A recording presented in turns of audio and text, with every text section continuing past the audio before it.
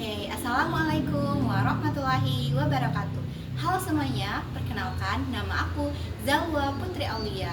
Aku dari mahasiswa UIN Raden Patah, Palembang. Dan aku sekarang berada di semester 3. Di sini aku akan membuat video dari mata kuliah Psikologi Pendidikan yang berjudul Emosi. Halo teman-teman, tadi aku ngebahas tentang apa ya? Emosi nggak sih?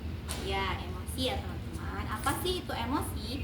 Emosi adalah reaksi psikologi dan fisiologi yang muncul sebagai respon dari suatu situasi, peristiwa, ataupun pikiran tertentu.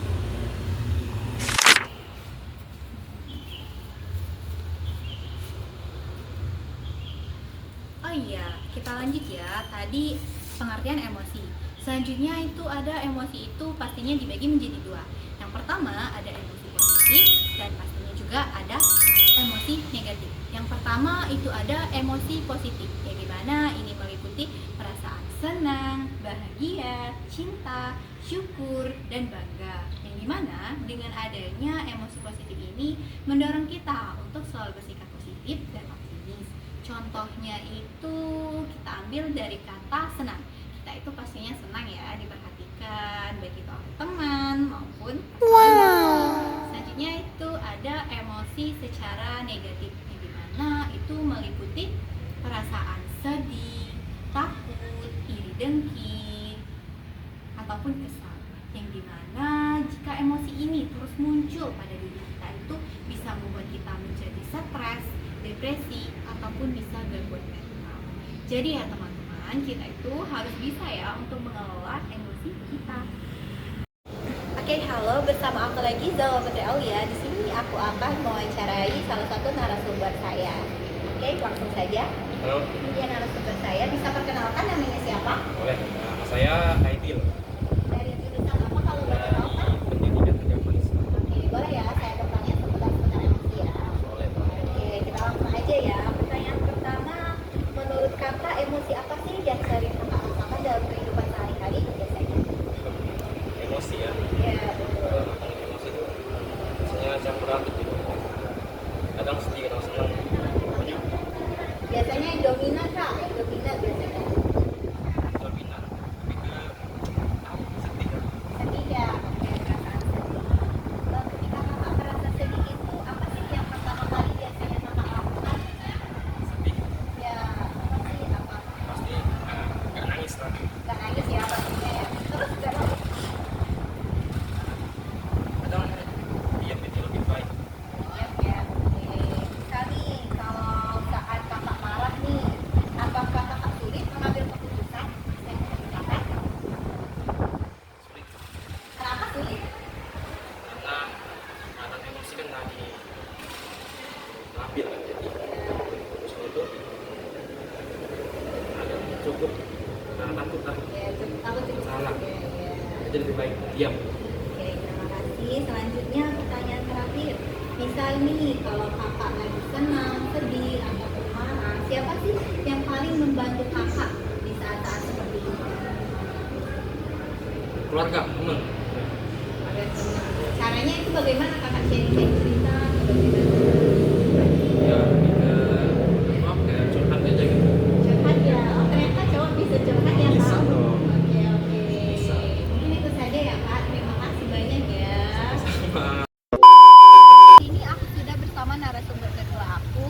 Kita bisa perkenalkan namanya siapa dan dari jurusan apa? Baik, nama saya Marsal. Saya dari jurusan Pendidikan Agama Islam. Oke, Kak Marsa bisa ya kita tanya seputar tentang emosi ya, Kak? Oke, pertanyaan pertama nih, Kak. Menurut Kakak emosi apa sih yang sering Kakak rasakan dalam kehidupan sehari-hari? Dalam kehidupan sehari-hari, saya sering merasakan cemas dan merasa tertekan. Misalnya ada tugas sulit atau hal yang harus saya selesaikan di atas sekitar. Oke, cemas ya, Kak. Oke, bisa nih kalau Kakak cemas. Bisa kalau Kakak cemas ini apa sih? Siapa yang pertama kali Kakak apakah Kakak ada cerita atau sharing? Ya, pertama kali saya lagi merasakan saya memberanikan diri untuk berbagi cerita. Misalnya Curhat pertama dulu ya Kak. Iya. Kalau merasa udah berat, baru Baru, ya iya. dicerita sharing-sharing ke teman-temannya. Misal nih, kalau kakak lagi marah, itu apakah kakak sulit mengambil keputusan? Kadang iya, karena ketika kita lagi marah pikiran kita tuh kosong, jadi kita nggak bisa mikir kan. Jadi saya lagi mikir setiap. Oke Kak, pertanyaan terakhir. Menurut kakak nih, dari emosi tahun lalu sampai emosi sekarang, apakah ada perubahan dalam kakak mengatur emosi? Ya ada, karena saya merasa dari tahun lalu itu saya lebih bisa mengontrol emosi saya bisa lebih sabar, saya bisa lebih tidak overthinking dulu. Kalau sekarang, Saya bisa mengaturnya dengan stabil ya stabil, Kak? ya, dari yang Insya Allah paling ya. Mungkin itu saja ya Kak. Terima kasih ya kepada Kak Aca. Bisa say hi lagi. Oke, halo. Kembali lagi bersama aku Zal Bedauli ya.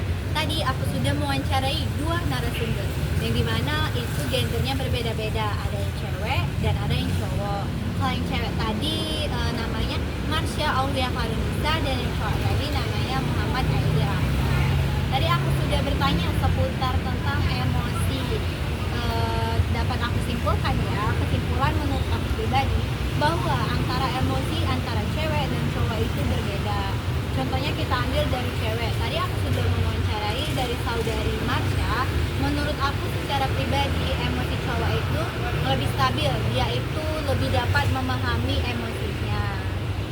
Dikarenakan kalau cewek itu misalnya dia emosi, sedih, marah, bahagia, sedih, dia itu pastinya cerita atau sharing-sharing ke temannya, ke keluarganya. Beda halnya lagi kalau dengan cowok, menurut saya pribadi cowok itu mereka kurang dapat memahami emosi mereka masing-masing ya. Dikarenakan menurut saya pribadi sendiri cowok itu kalau lagi sedih, senang ataupun bahagia, mereka itu lebih memendam dirinya sendiri. Mereka itu kayak jarang bercerita atau sharing ke teman maupun keluarganya. Tapi tergantung masing-masing juga ya teman-teman. Jadi dapat kita simpulkan antara emosi dari cewek dan cowok itu pastinya berbeda-beda. Mungkin itu saja. Terima kasih. Assalamualaikum warahmatullahi wabarakatuh.